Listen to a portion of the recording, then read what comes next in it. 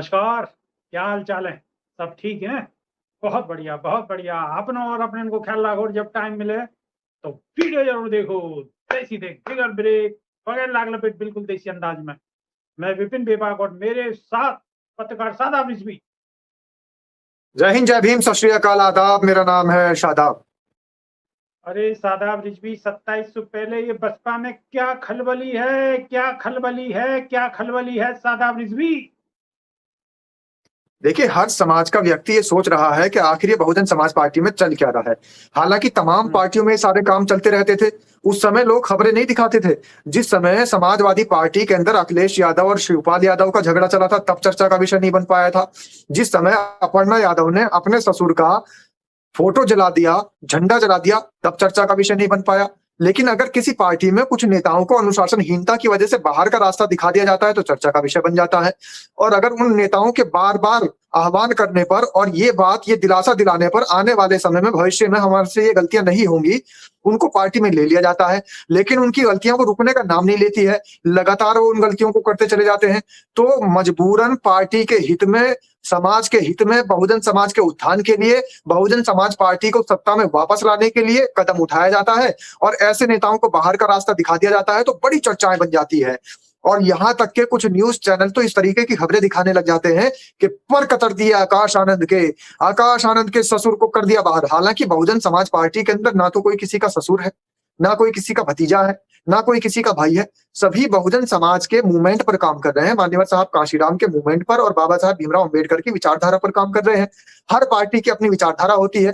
उस विचारधारा पर चलते हुए सब लोग आगे बढ़ते हैं। जो विचारधारा से भटकने की कोशिश करता है या पद भ्रमित हो जाता है, उसको बाहर का रास्ता दिखा दिया जाता है। तो अमूमन सी बातें हैं। इस तरीके से चलता रहता है। पार्टी के अंदर लोगों का आना, पार्टी के अंदर से लोगों का चला जाना। आप देखिए, समाजवादी लेकिन पार्टी में एक समय ऐसा लेकिन था कि आजम खां शादाब को बाहर रिजवी, कर दिया गया था और 6 साल के लिए सदस्यता से निष्कासित कर दिया था। आजम खां बड़ा चेहरा माने जाते थे उस समय समाजवादी पार्टी का, आज भी है हालांकि। लेकिन ये सारी राजनीतिक गतिविधियां होती रहती हैं। उठापटक, उतार चढ़ाव चलते रहते हैं। शादाब रिजवी, अशोक सिद्धार्थ को बाहर निकाल दिया, कभी अंदर ले जी, लिया फिर बाहर निकाल दिया। ठीक है, बसपा सुप्रीमो बहन मायावती की मर्जी है, लेकिन पश्चिम उत्तर प्रदेश से एक जाट नेता को, जो एक ही अकेला इकलौता जाट नेता है और बिल्कुल। जिसके बारे में आपने भी बहुत सारी खबरें की हैं, उसको इस तरीके से निकाल देना, ये कहां तक सही है? देखिए, रणधीर बेनीवाल की आप बात कर रहे हैं, तो रणधीर बेनीवाल जिनको केंद्रीय प्रभारी भी बनाया था बसपा सुप्रीमो मायावती ने, उनको बाहर कर दिया और साथ ही अशोक सिद्धार्थ को बाहर कर दिया। तो अशोक सिद्धार्थ हो चाहे रणधीर बेनीवाल हो, उनको एक कार्य क्षेत्र दिया गया था। अब आप देखिए कि जितनी भी पार्टियां हैं, राजनीतिक पार्टियां, उनको कार्य क्षेत्र दिए जाते हैं और उनको कार्य क्षेत्र के हिसाब से ही काम करना होता है। किसी को किसी प्रदेश का प्रभारी बनाया जाता है, वहां की बागडोर सौंप दी जाती है। लेकिन वो व्यक्ति जहां का उसको कार्य क्षेत्र दिया गया है, उस कार्य क्षेत्र को छोड़ करके दूसरी जगह पर नजर आता है। बार बार उनको दिशा निर्देश दिए जाते हैं कि आपको जो काम सौंपा गया है, पहले वो आप काम बखूबी कर लीजिए, उसके बाद इधर उधर दिखाई दीजिए।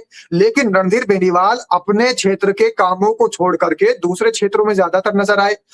दूसरी बात क्या है, पार्टी की जो गाइडलाइन है, अनुशासन है, वो बिगड़ जाता है।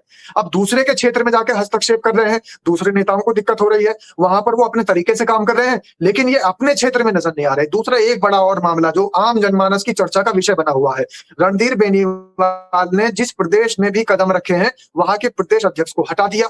अब प्रदेश अध्यक्षों को हटाने का जो ये मामला सामने आया है कि जहां पर रणधीर बेनीवाल गए, जिस प्रदेश में भी रणधीर बेनीवाल गए, वहां के प्रदेश अध्यक्ष को निष्कासित कर दिया, वहां से प्रदेश अध्यक्ष को हटा करके दूसरा प्रदेश अध्यक्ष रखा।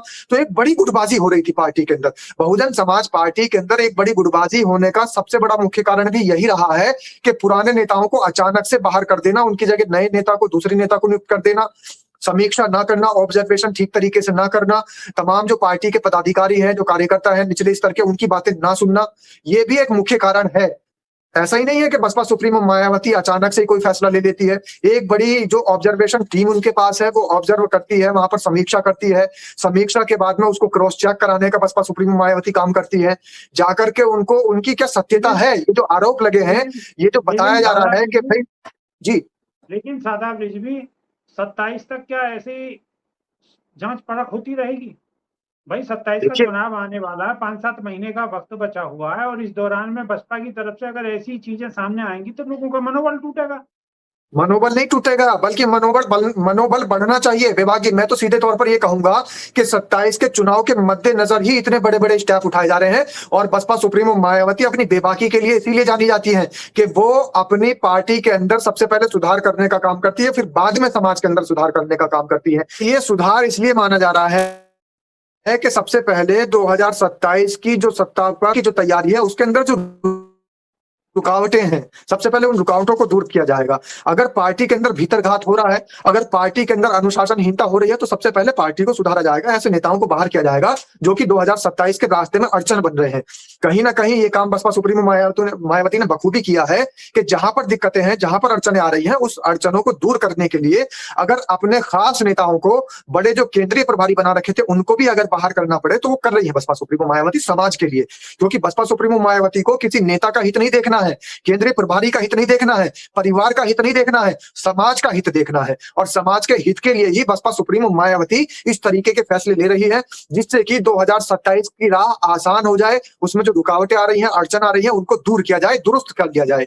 ये सारा काम जो आप देख रहे हैं ना कि भाई 27 का चुनाव आ रहा है और बसपा सुप्रीमो मायावती के किस तरीके के फैसले हैं, ये फैसले 27 की राह को आसान करने के लिए है। और सीधे तौर पर मैं ये बता दूं आपको विभाग जी कि सब जगह चर्चा चल रही है, इसके अंदर सबसे बड़ा रोल जो है बदनाम करने की साजिश है बहुजन समाज पार्टी को। और सबसे बड़ा रोल है इसमें मुख्य जो टीवी चैनल्स हैं उनका। आप देखेंगे कि जिस तरीके से इस समय की खबरें दिखाई जा रही हैं कि आकाश आनंद के पर कतर दिए, आकाश आनंद के ससुर को बाहर का रास्ता दिखा दिया, और जो रणधीर बेनीवाल को, जो कि केंद्रीय प्रभारी भी बसपा के हुआ करते थे, उनको भी बाहर का रास्ता दिखा दिया। ये बसपा सुप्रीमो मायावती की कौन सी सियासत है, कौन से पैतरे हैं, कौन से दांव हैं, लोगों की समझ नहीं आ रही है। जिस समय लोगों को जोड़ना चाहिए था, उस समय बाहर तोड़ने का काम हो रहा है। लेकिन ये खबरें दिखाई जा रही है, इसके पीछे जो बड़ी खबर है, बड़ी अहम मुख्य खबर, उससे लोग बाग अभी तक वाकिफ ही नहीं है। वो जो हमारे मुख्य चैनल है, मेन स्ट्रीम मीडिया जो चैनल बताया जाता है, या तमाम बहुजन समाज के जो चैनल है, उस खबर को दिखाई नहीं रहे हैं। अरे भाई, एक बड़ा चेहरा बसपा सुप्रीमो बहन ने, बड़ा दिग्गज चेहरा बसपा का, उसको वापस ले लिया है। ये खबर तमाम चैनलों से गायब है। वो बात नहीं बता रहे हैं। अशोक सिद्धार्थ की बात करेंगे और जाकर के सीधे सीधे रणधीर बेनीवाल की बात करेंगे, लेकिन धर्मवीर अशोक की कोई बात नहीं कर रहा है। धर्मवीर अशोक जो कि बहुजन समाज पार्टी के बड़े कद्दावर नेता माने जाते हैं, दिग्गज नेता माने जाते हैं, आपके बुलंदशहर से आते हैं। और धर्मवीर अशोक यानी अशोक सिद्धार्थ को अगर बाहर किया गया है, धर्मवीर अशोक को भी तो अंदर ले लिया है पार्टी में बसपा सुप्रीमो मायावती ने, लेकिन वो खबर नदारद है। धर्मवीर अशोक वो हैं जो बसपा में मंत्री भी रहे हैं, एमएलसी भी रहे हैं। तो जो मंत्री रहे हो, एमएलसी रहे हो, बहुत पुराना चेहरा हो बसपा के लिए, चर्चा अशोक सिद्धार्थ की है, सिर्फ चर्चा रणधीर बेनीवाल की है। तो आप समझ जाइए किस तरीके का प्रोपगेंडा चल रहा है, किस तरीके से बहुजन समाज पार्टी को बदनाम करने की साजिश चल रही है, किस तरीके से बसपा से लोग डरे हुए हैं। बसपा से सब लोगों की नींदें हराम हो चुकी हैं। जो विरोधी पार्टियां हैं, विपक्षी जो लोग हैं, वो सब डर चुके हैं कि 27 में कहीं ना कहीं बसपा सुप्रीमो मायावती फिर से 5वीं बार सरकार बनाने जा रही है। इसलिए रणधीर अशोक की पार्टी में वापसी की खबर गायब है। अशोक सिद्धार्थ की खबरें मुख्य रूप से दिखाई जा रही है। अशोक सिद्धार्थ को बाहर का रास्ता, धर्मवीर अशोक को अंदर का रास्ता, फिर कभी भी जी पार्टी विभाग जी, विरोधी गतिविधि के नाम से फिर निकाल दिया जाएगा। तो कोई जरूरी थोड़ी है धर्मवीर अशोक को रखा जाए, अभी कोई ना कोई ऐसी बात होगी फिर निकाल दिया जाएगा। देखिए पहली बात तो यह है कि चाहे जो पार्टी हो, अगर वो पार्टी की गाइडलाइन पर खरा नहीं उतरता नेता, और अगर पार्टी के आदर्शों पर नहीं चलता और अनुशासनहीनता दिखाता है, तो वो छोटी छोटी पार्टी भी, ये तो मान्यवर साहब काशीराम के आदर्शों पर चलने वाली पार्टी है, मिशन मूवमेंट से चलने वाली पार्टी है। तो इसलिए जाहिर सी बात है, अगर कोई नेता गड़बड़ी करता नजर आएगा तो फिर बाहर का रास्ता दिखा दिया जाएगा। और सादा जी कोई बसपा, यहाँ पर नेताओं का हित नहीं देखा जाता, यहाँ पर ज्यादातर जो देखा जाता है समाज का हित। सादा जी, बसपा कोई सत्ता में तो है नहीं कि यहाँ कोई बहुत ज्यादा ऐसा कार्य हो रहा है कि जिससे पार्टी गतिविधि में कहीं ना कहीं गड़बड़ हो रही है। अब खुद बसपा 27 की तैयारी में लगी हुई है, सारे नेता अपनी अपनी जिम्मेदारी को निभा रहे हैं, और आप और हम दिन रात आपके सवाल में एक बहुत बड़ा जवाब छुपा हुआ है।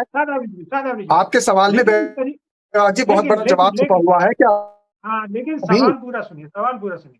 लेकिन इस तरीके की खबरें कहीं ना कहीं लोगों के मन को विचलित करती, भ्रमित करती। देखिए जिस तरीके से आपने सवाल किया, आपके सवाल में जवाब छुपा हुआ है, और तमाम नेताओं ने अभी से रंग दिखाने शुरू कर दिया, अनुशासनहीनता शुरू कर दी है का काम करें, इसके लिए बाहर का, और नहीं सुधरते तो वापस जाएंगे।